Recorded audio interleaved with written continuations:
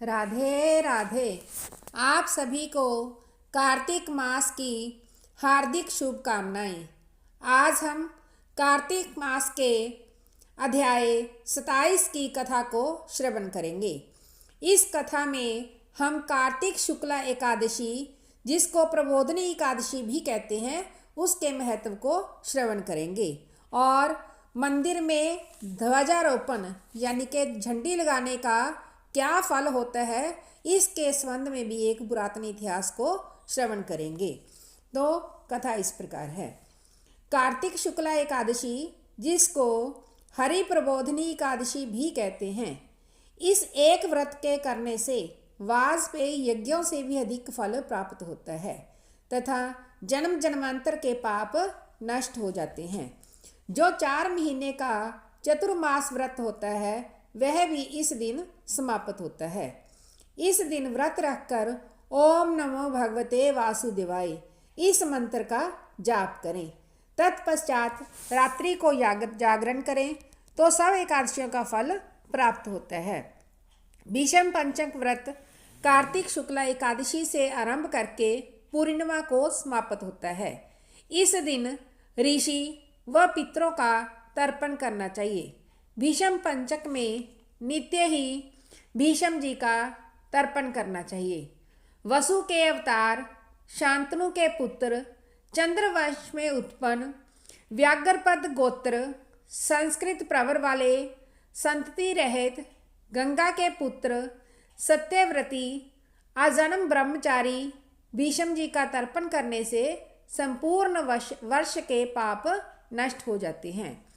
भीष्म पंचक व्रत करने वाला पूर्णमासी व एकम को ब्राह्मणों को खीर का भोजन कराए तथा दान दक्षिणा देकर उन्हें संतुष्ट करे। तत्पश्चात आप भी भोजन करें। अब दूसरी कथा इस प्रकार है। मंदिर में ध्वजारोपण करने से यानी कि झंडी लगाने से सब पापों का नाश होता है। चारों वर्णों में से जो कोई भी भगवान के मंदिर में झंडी लगाता है, वह ब्रह्मा आदि देवताओं से पूजित होकर विष्णु लोक को प्राप्त हो जाता है। इस संबंध में एक पुरातन इतिहास है, वो सुनो। पूर्व काल में सतयुग में सुमति नाम वाला एक चंद्रवंशीय राजा था। यह राजा भगवान का भक्त, अहंकार रहित, सप्तद्वीप का राजा था। सत्यवती नाम वाली उसकी रानी अत्यंत पतिव्रता थी। वह भगवान के सामने नृत्य किया करती और कार्तिक शुक्ला द्वादशी को भगवान के मंदिर में ध्वजा बांधा करती थी। एक दिन राजा और रानी को देखने के लिए भिवांडक ऋषि आए। राजा ने उनका अत्यंत आदर सत्कार किया। तब राजा को ध्वजारोपण करते हुए देखकर मुनि ने कहा, हे राजन, भगवान को प्रसन्न करने के और भी अनेक साधन हैं, परंतु तुम्हारे इस ध्वजारोपण में इतनी श्रद्धा क्यों है? राजा कहने लगा, हे मुने, एक अत्यंत अद्भुत आश्चर्ययुक्त इतिहास है जो मैं आपको सुनाता हूँ। मैं पूर्व जन्म में मालिनी नाम वाला कुमार्गी, ब्राह्मण द्वेषी, महापापी शूद्र था, साथ ही वैश्यगामी भी था। मेरे इन कर्मों को देखकर मेरे बंधु बांधवों ने मुझको त्याग दिया।